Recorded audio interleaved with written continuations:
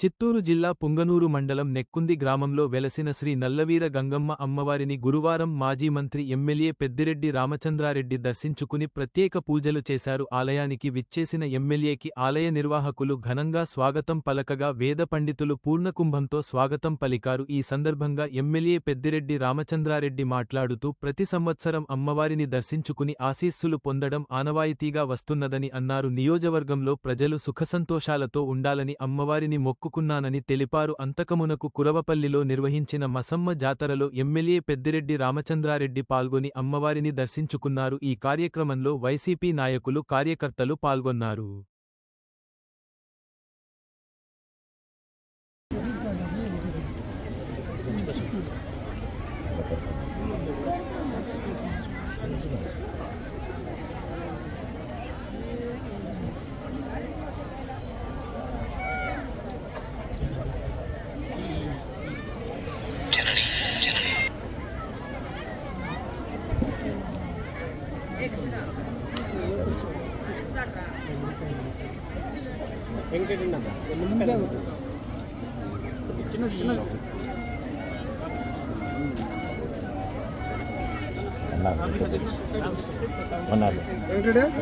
నిమ్మకాయ అత్యంత